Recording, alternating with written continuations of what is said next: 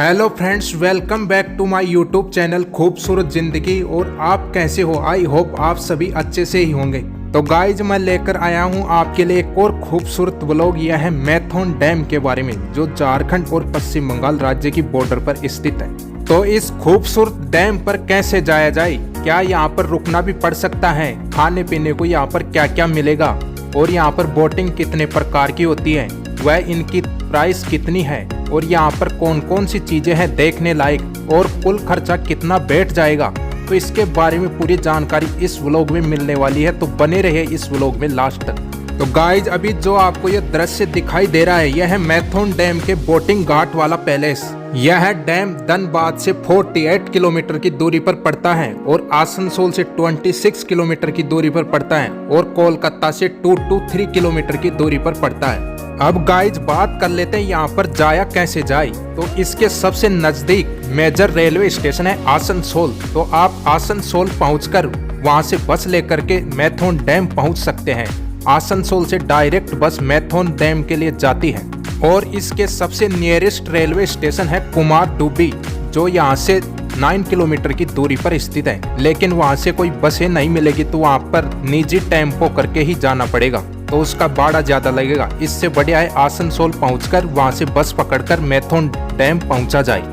अगर आप धनबाद उतर करके यहाँ पर आना चाहते हैं तो धनबाद से भी बस मिल जाएगी, फिर आपको संजय पर उतरना पड़ेगा, फिर वहां से टेम्पो लेकर के आपको मैथोन डैम जाना पड़ेगा, जो NH2 के द्वारा होकर जाया जाता है।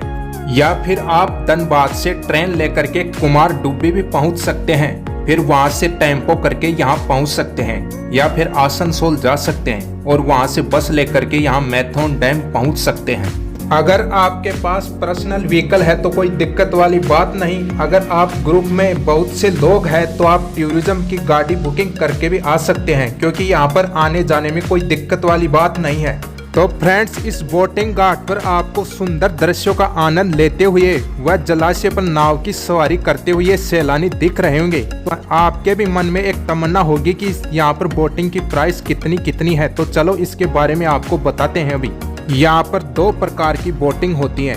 एक तो पैडल बोटिंग, जिसको स्लो बोटिंग भी बोलते हैं, और एक स्पीड बोटिंग, जिसको मोटर बोटिंग भी बोलते हैं। तो फ्रेंड्स, यहाँ पर जो झील बनी हुई है, इसमें 4-5 अलग अलग टापू बने हुए हैं, जो अलग अलग दूरी पर स्थित हैं। तो उनकी दूरी के हिसाब से यहाँ पर बोटिंग की प्राइस तय होती है।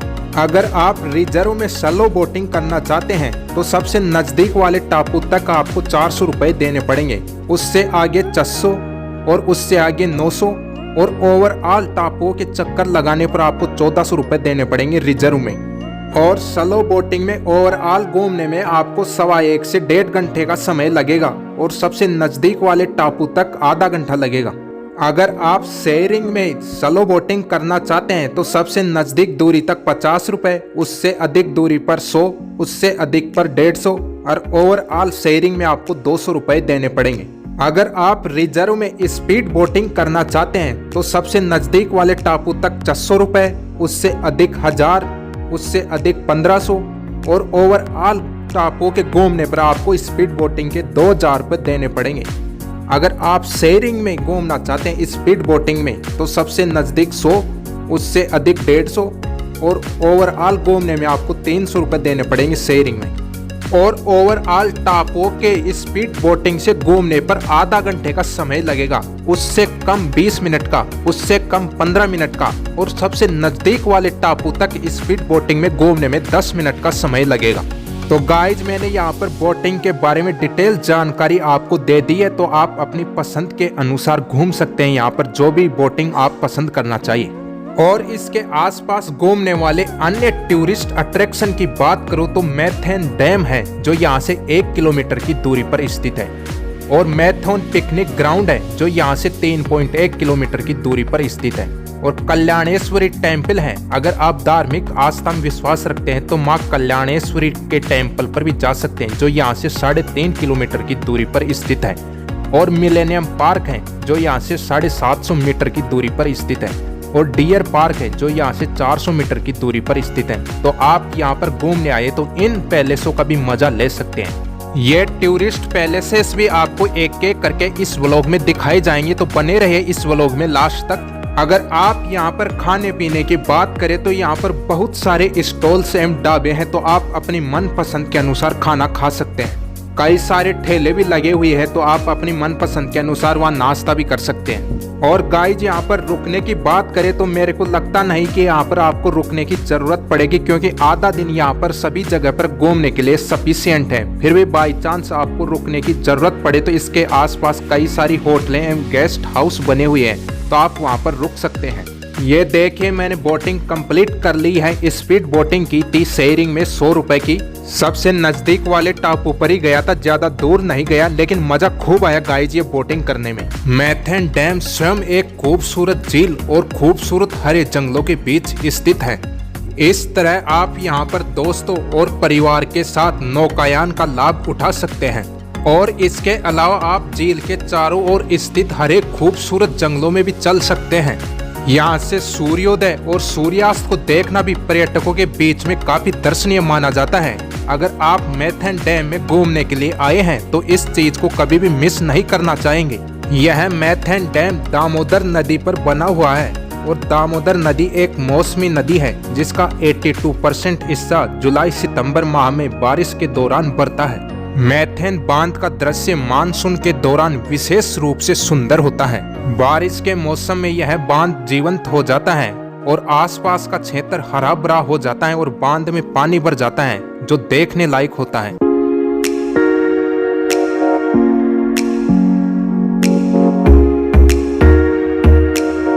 मैथेन डैम में एंट्री के लिए कोई शुल्क नहीं है और यह सुबह 6 बजे से लेकर रात 8 बजे तक खुला रहता है। ये देख लीजिए मैथेन डैम का दृश्य है। जब गेट खोले जाते हैं तो पानी इस तरह निकलता है। यह 4789 मीटर लंबा है और 50 मीटर ऊंचा है। यह मैथेन डैम 1957 में दामोदर घाटी निगम के द्वारा बनाया गया था, जो दामोदर की सहायक नदी ब्राकर नदी पर बना हुआ है।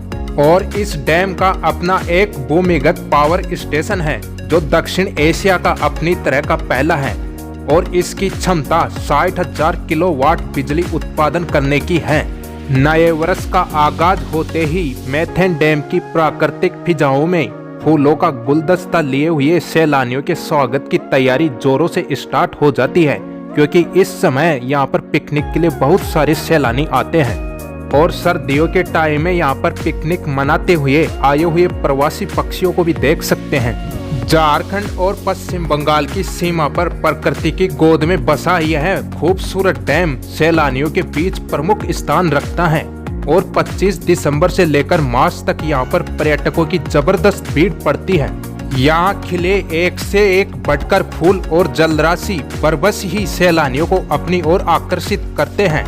यहाँ पर सैलानियों की सुरक्षा के भी पुख्ते इंतजाम है। झारखंड पुलिस के साथ साथ CISF के जवान और दामोदर घाटी निगम के सुरक्षा गार्ड भी तैनात रहते हैं और जब भीड़ ज्यादा होती है तो ड्रोन के द्वारा निगरानी भी की जाती है। और गाइज देख लीजिए ये मैथेन डैम का पिकनिक स्पॉट है, जिसको पिकनिक ग्राउंड भी बोलते हैं। यहाँ पर सर्दियों के टाइम में काफी सारे प्रवासी पक्षी भी आते हैं, जिनको देखना अपने आप में एक खास अनुभव है। तो यहाँ पिकनिक ग्राउंड में भी आपको नौका विहार के लिए व्यवस्था मिल जाएगी। तो यहाँ पर भी पिकनिक मनाने हर वर्ष बड़ी संख्या की तादाद में पर्यटक पहुँचते हैं।